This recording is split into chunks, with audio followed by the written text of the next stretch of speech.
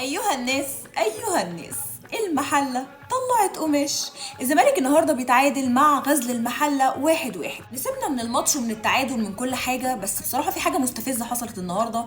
كابتن عصام عبده كان بيعلق على الماتش، وكان طول الماتش يعني ناسي تقريبا ان الزمالك بيلعب مع فريق جماهيري برضه في مصر اسمه غزل المحله. طول الماتش، بمعنى طول الماتش متحيز للزمالك وباين قوي. يعني اول ماتش يقول يا سلام لو الزمالك يفتتح التسجيل. طب ليه الزمالك يفتتح التسجيل؟ ليه مش غزل المحله اللي يفتتح التسجيل؟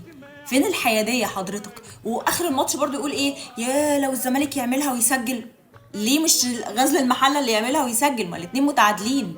يعني ليه حضرتك بتبين انتماك او بس تزعلوا وترجعوا تتريقوا؟ يعني ده ايمن الكاشف ما سبتهوش في حاله، قعدتوا تتريقوا عليه تقولوا المفروض ان هو يبقى حيادي، الاهلي والزمالك يبقى حيادي، لما قال المكنه طلعت قماش افيه من فيلم. يا كابتن عصام، ده انت كان فاضل لك ثانيه النهارده وتقول الفانيلا البيضاء بخطين حمر انا افضل احبها طول العمر. ابقوا سلموا لنا على الحياديه، طالما انتوا الحياديه بالنسبه لكم تكون في ماتشات الاهلي بس.